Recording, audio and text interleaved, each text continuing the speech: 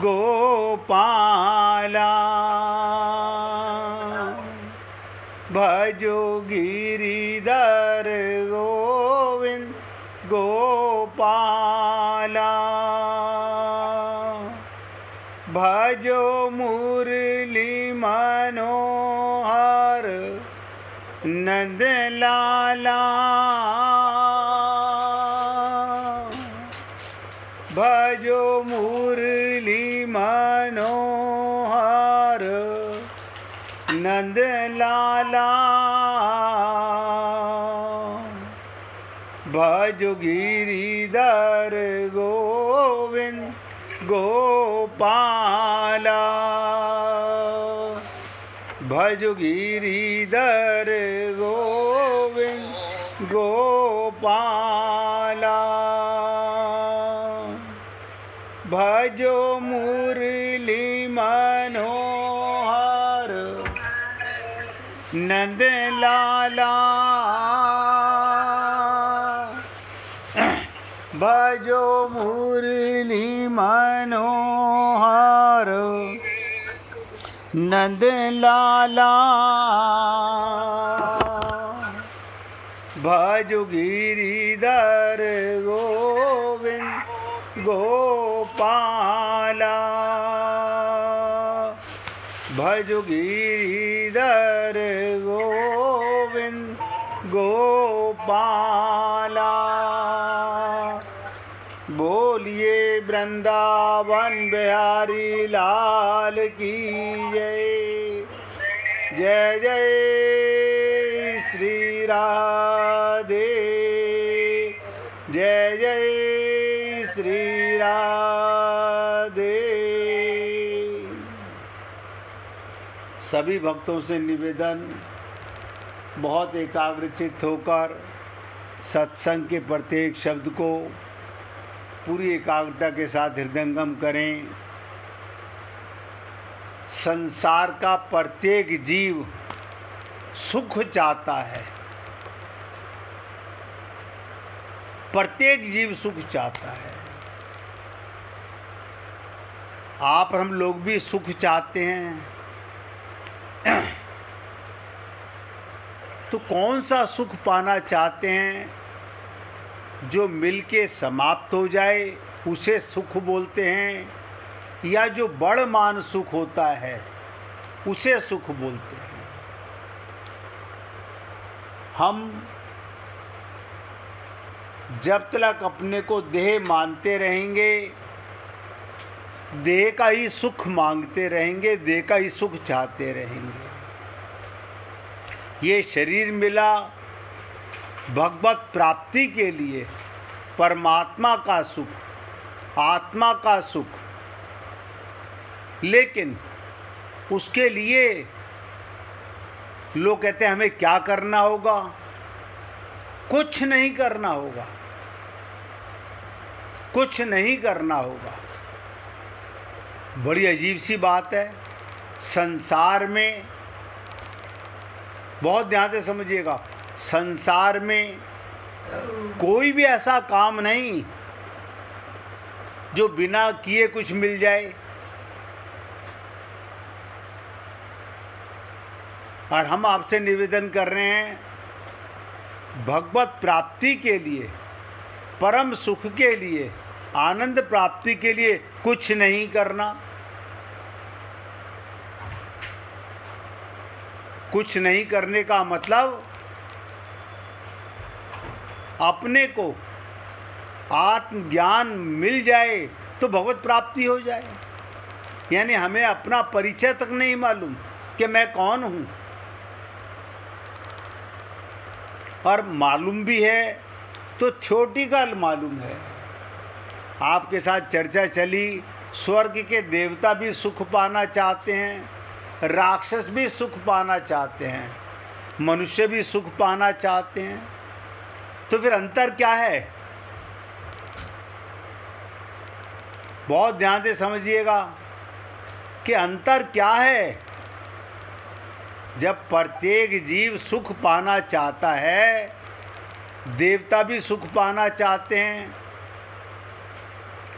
राक्षस भी सुख पाना चाहते हैं और मनुष्य भी सुख पाना चाहता है,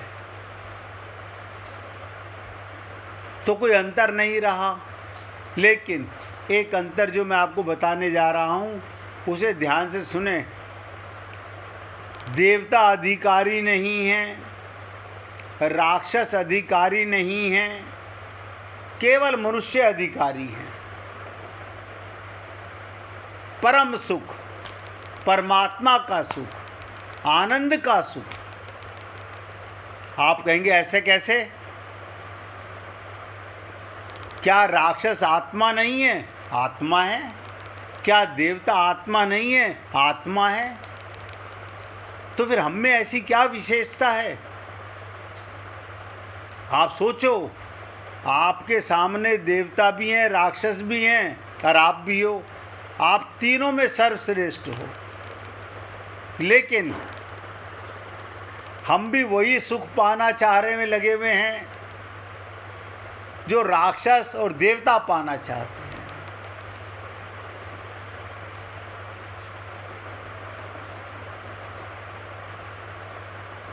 राक्षस और देवता एक दूसरे के साथ युद्ध करते हैं कि जो हम भोग रहे हैं वो तो भोगे ही, इनका सुख भी हम भोग लें। तो मैंने आपको चर्चा बताने के लिए 2 दिन से निवेदन कर रहा था कि जिस समय हमें अपना पता लग जाएगा उसी पल परम सुख पाने की व्याकुलता हो जाएगी। हमें प्यास तो है, लेकिन अधम सुख की प्यास है, परम सुख की प्यास नहीं है।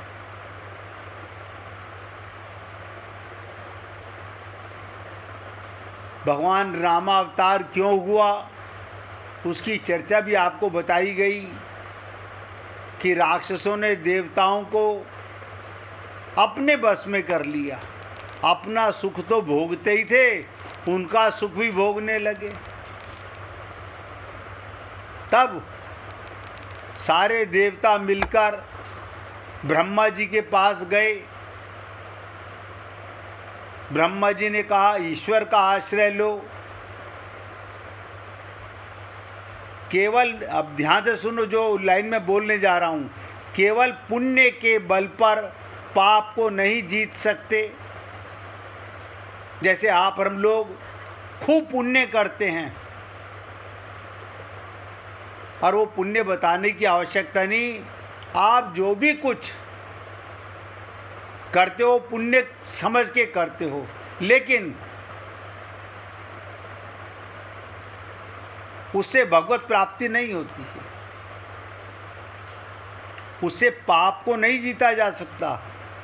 तो किससे जीता जा सकता है वो आप और हम लोगों के लिए बहुत इंपॉर्टेंट है। देवता चाहें वो नहीं जीत सकते, राक्षस चाहें वो नहीं जीत सकते। ईश्वर का आश्रय लेना पड़ेगा, परमात्मा की शरण जाना पड़ेगा। तो आकाशवाणी हुई कि तुम लोग डरो मत। भगवान क्या कहते हैं, हम अवतार लेंगे। तो क्या भगवान के अवतार लेने के मात्र से देवताओं का कर्तव्य पूरा हो गया?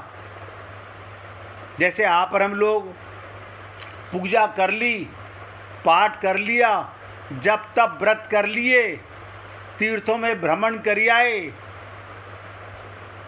पुस्तकें पढ़ ली, धार्मिक ग्रंथ पढ़ लिए, ब्राह्मणों को बुला के हमने बहुत कार्य कराए, तो क्या हमारा कर्तव्य पूरा हो गया? जैसे देवता प्रसन्न हुए उसी प्रकार हम भी प्रसन्न हो जाते हैं। बस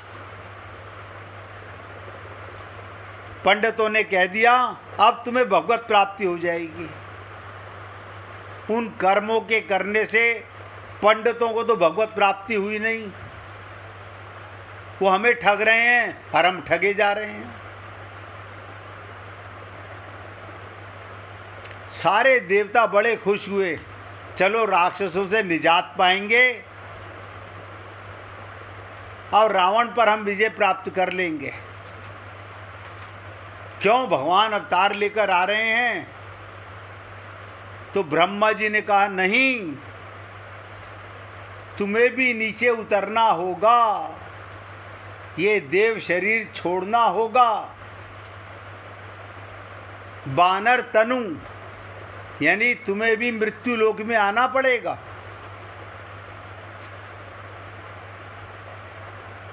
और यहाँ मृत्यु लोक में जाकर भगवान के चरणों की सेवा करनी होगी। देवता समझते थे कि स्वर्ग में भोग प्राप्त करना ही जीवन का लक्ष्य है। और आप सबसे निवेदन करूंगा, आप हम लोग भी कि जो भी कुछ छल कपट करते हैं, मैं तो इसे छल कपट ही कहूँगा, जिसे आप समझते हो इससे भगवत प्राप्ति हो जाएगी। केवल शरीर के सुख के लिए, क्योंकि आत्मा का ज्ञान तो है नहीं, तो आत्मा का सुख क्या होता है वो हम जानते भी नहीं।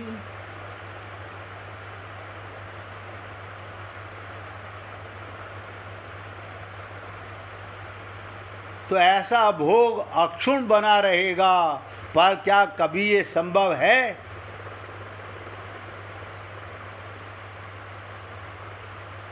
ध्यान से सुनो, तुमने पुण्यों के फल से तो देवलोक प्राप्त किया और भोग भोग लिए, अब भी क्या पुण्य का परिणाम तुम्हारे लिए बचा रहेगा?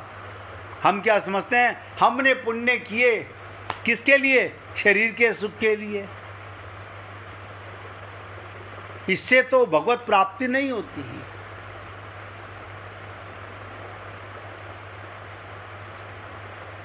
मैंने तो बहुत मंदिरों में जहां जहां गया, अतिशोक्ति नहीं, सत्य बताना चाहूँगा, 99.99% भगवान को ठग जाते रहे।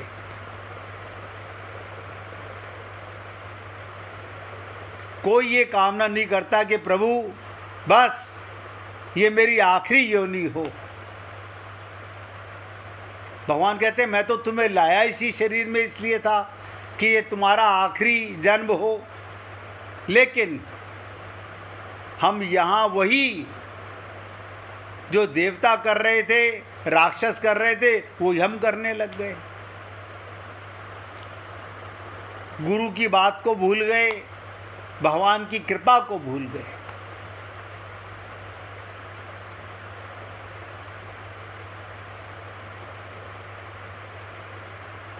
तो ब्रह्मा जी कहते हैं पुण्यों के फल से तो देवलोक प्राप्त हुआ था, और अब तुमने पुण्य किस लिए? भोग भोगने के लिए। अब भी क्या पुण्य का परिणाम बचा रहेगा? तुम तो उस किसान की तरह हो। ध्यान से सुनो, कबीरदास जी ने लिखा है कि तुम तो उस किसान की तरह हो। कबीरदास से किसी ने पूछा, मैं नित्य कई माला जप करता हूँ, बड़ा पूजन करता हूँ,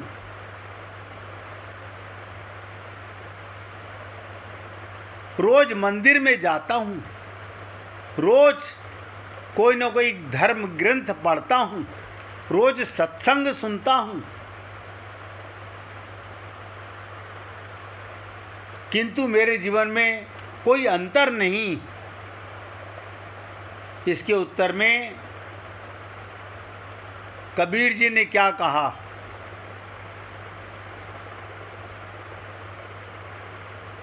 अगर कोई किसान खेत की जुताई तो बहुत अच्छी करे, उसमें बीज बहुत अच्छा डाले और उसकी सिंचाई भी अच्छी करे, लेकिन जब फसल पूरी तरह से लहलाने लगे उस समय पशुओं को वहाँ ले जाकर छोड़ दे और पशु सारा खेत चर जाएं।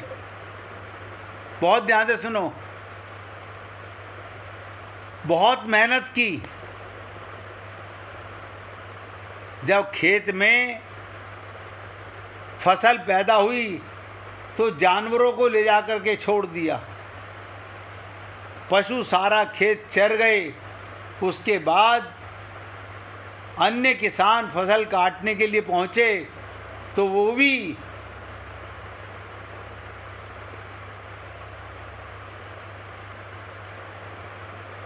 आप सोचो, हम लोग क्या सोचते हैं इतना परिश्रम करने का।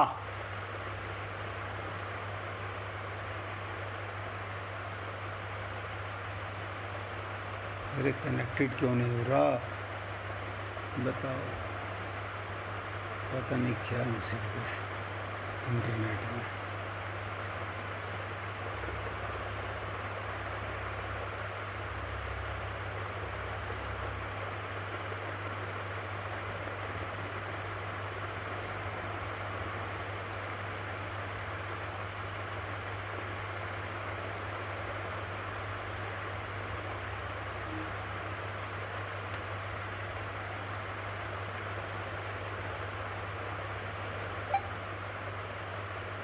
आज जरा इंटरनेट बहुत तंग कर रहा है भैया।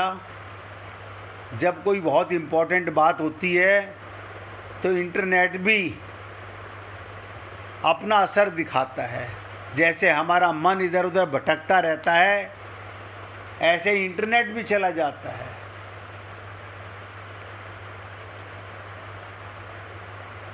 तो किसान क्या सोचता है, हमने इतना परिश्रम किया तो हमें भी अन्न मिलना चाहिए। ये उसका पागलपना है। तो कबीर जी ने क्या कहा था वो ध्यान से सुनो। माया मृग काया बसे, माया मृग काया बसे, कैसे उभरे खेत। साधना तो करते हो पर कामना पशुओं को ले जाकर चरा देते हो। यानी अपनी पांचों इंद्रियों से शरीर का सुख, इंद्रियों का सुख और शरीर के रिश्तेदारों का सुख, यही मांगते रहते हो। यानी सारी कफायत बेकार गई। बहुत मेहनत की, बहुत ब्राह्मणों को बुलाया, पता नहीं कितनी जगह भजन संध्या कराई, कितनी जगह झंडा लेके निकले, नतीजा ठन ठन गोपाल। मिला कुछ नहीं। नहीं मिला। आजकल लोगों को बड़ा शौक हो गया है वीडियो डालने का। देखता कोई नहीं लेकिन शौक बहुत है। तो कामना पशुओं को ले जाकर चरा देते हो। हम ईश्वर से अपनी साधना के बदले मांग पर मांग करते जाते हैं और फलस्वरूप जब इस प्रकार हम अपने पुण्यों को भोगों के लिए भुना लेते हैं तब तो पुण्य हमारे समाप्त हो जाते हैं। अब आप बताओ, बहुत मेहनत की, बहुत संत महात्माओं ने मार्ग बताया, हमने किया, सबने किया, उसको एनकैश कर लिया। किस लिए? अपने परिवार के किसी सदस्य को कष्ट मिटाने के लिए। भगवान कहते हैं ठीक है, अगर तुम्हें माइक सुख ही चाहिए, मेरी भक्ति नहीं चाहिए, मेरा लोक नहीं चाहिए, तो जाकी रही भावना जैसी। अब हमारी भावना शरीर के सुख की, इंद्रियों के सुख की, परिवार के सुख की यही लगी रही। ये समझे ही नहीं कि हमारी कामना केवल एक, इस देह में हरि मिलत है। आप बताओ, हम कैसे आशा कर सकते हैं कि पुण्य आत्मा विजयी होगा? मात्र पुण्य आत्मा होने से कोई व्यक्ति विजयी नहीं होता। आत्मा तो राक्षस भी हैं। हमने पुण्य कर लिए तो पुण्य आत्मा हो गए।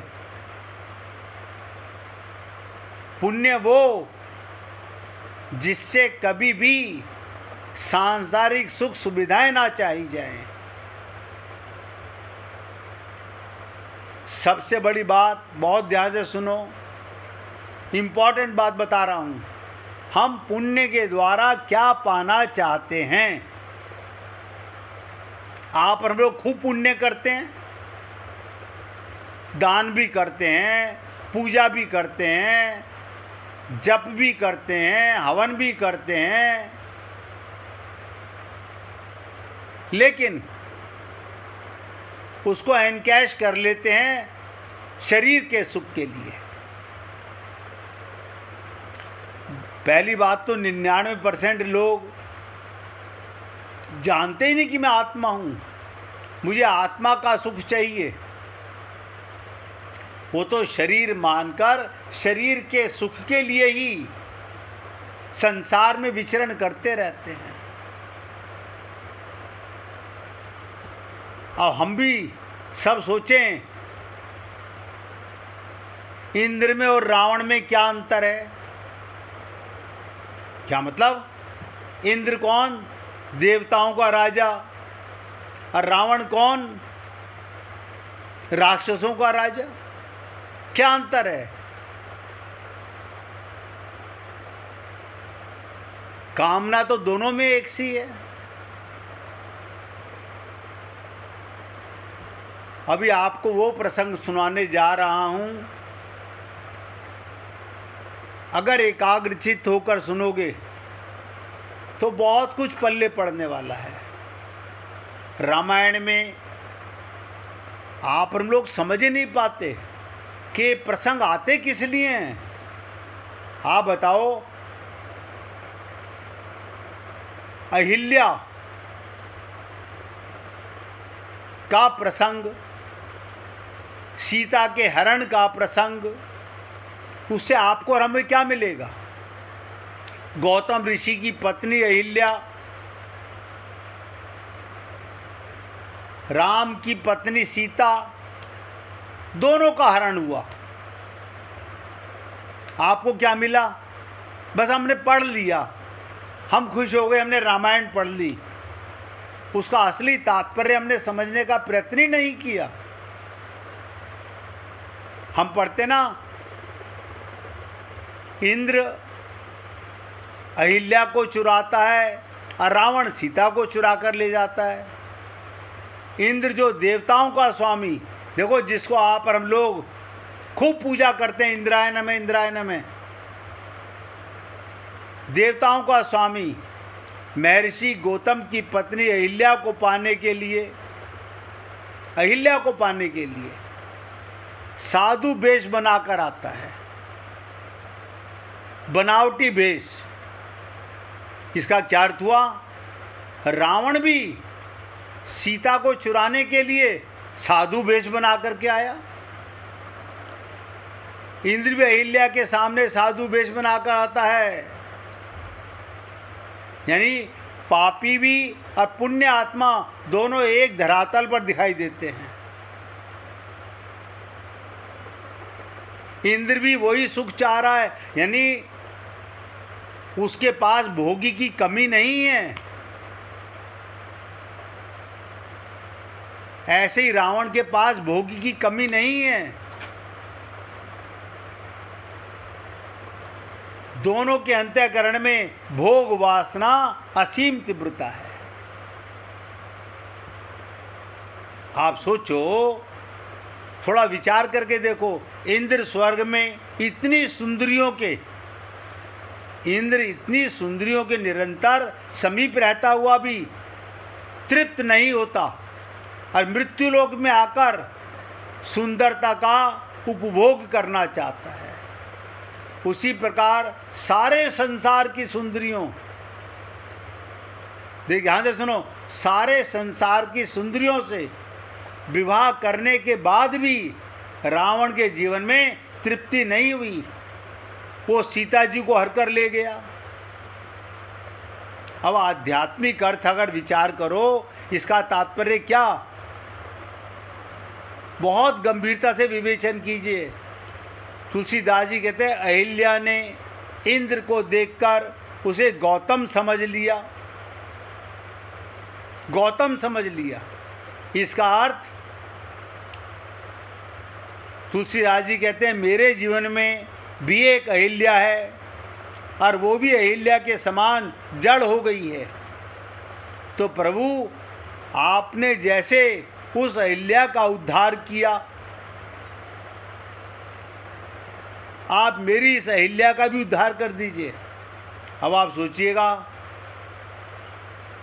कि अहिल्या क्या है। तुलसीदास जी विनय पत्रिका में किसे अहिल्या कह रहे हैं?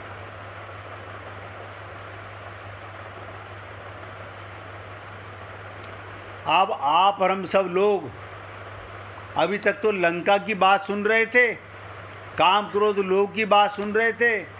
आज के प्रसंग में एक नई बात आपके साथ चर्चा करना चाहता हूं। तुलसीदास जी क्या कहते हैं? सहस सिलाते अति जड़ मति भई है। हे प्रभु राम, मेरी बुद्धि अहिल्या हो गई, पत्थर हो गई है। रामचरितमानस में आपने पढ़ा होगा, राम एक तापस तिय तारी, नाम कोटि खल कुमति सुधारी। कुमति की बुद्धि अहिल्या है और उसके सामने दो पात्र हैं। अब ध्यान से सुनो, हमारी बुद्धि अहिल्या है और उसके सामने दो पात्र हैं। एक है गौतम मुनि और दूसरा है इंद्र।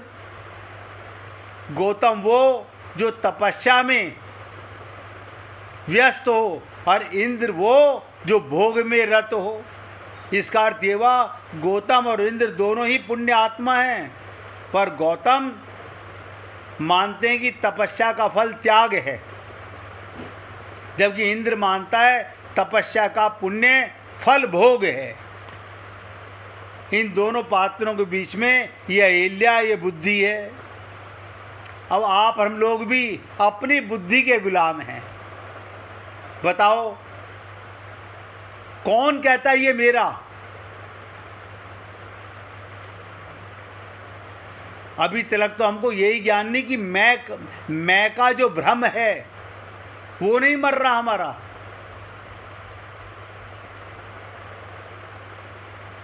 जिसका जन्म होता है उसकी मृत्यु होती है। और आप सबके तजुर्बे के हिसाब से बता रहा हूं, एक मैं रोज जन्म लेता है और रोज मर जाता है। आप कहेंगे ऐसा कौन सा मैं है? आपका शरीर जब सुबह जागते हो पैदा हो गया, मैं हो गया, और रात को जब सो जाते हो मैं मर गया। उसमें ना किसी को पता होता मैं स्त्री हूँ या मैं पुरुष हूँ, मैं ब्राह्मण हूँ, क्षत्रिय हूँ, मैं व्यापारी हूँ या राष्ट्रपति हूँ या प्रधानमंत्री हूँ। असली मैं को हम भूल जाते हैं। असली मैं का पता ही नहीं। नकली मैं रोज पैदा होता है, रोज मर जाता है, और नकली मैं ही ममता मोह आसक्ति करता रहता है, और हम नकली को मैं मानते रहते हैं। तो तुलसीदास जी निवेदन कर रहे हैं भगवान से कि हे प्रभु, जैसे अहिल्या पत्थर हो गई थी, अहिल्या पत्थर हो गई थी, आपने अपने चरण से उसको नारी रूप दिया। अब आप कहेंगे नारी रूप, अब हम बहुत से लोग क्या सोचेंगे हम तो पुरुष हैं, अब हम नारी बनेंगे क्या? अरे बाबा, नारी का मतलब होता है आत्मा। हम सब लोग आत्मा से स्त्रीलिंग हैं। पुरुष तो केवल एक परमात्मा है,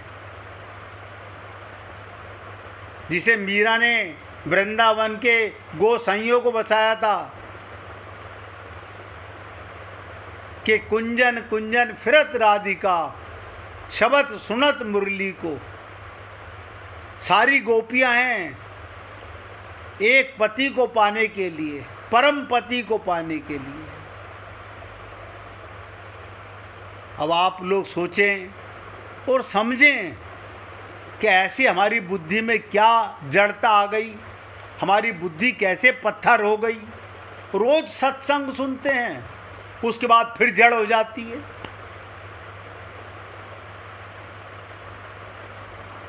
तो भगवान के चरण का क्या मतलब? भगवान के चरण शरण जाने से हमारी ये कुबुद्धि शुद्ध हो जाए, हमें आत्मज्ञान हो जाए, तो परम प्रीतम परमात्मा का सुख मिल जाए।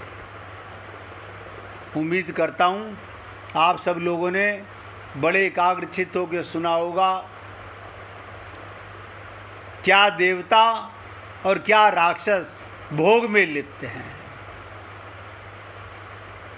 और तुलसीदास जी संत स्वरूप हैं। वो भगवान से प्रार्थना करते हैं, हम सबकी भी तो, हमारे लिए हम सबकी भी बुद्धि पत्थर हो गई है, इसलिए हे पुण्य आत्माओं, हमारी मति में भ्रम पैदा हो चुका है। जब ये भ्रम मिटेगा, कब मिटेगा? जब हरि और गुरु के चरण शरण जाएंगे। उसके लिए बहुत एकाग्रचित्त होकर भगवान से प्रार्थना करेंगे। कृपा करो, कृपा करो,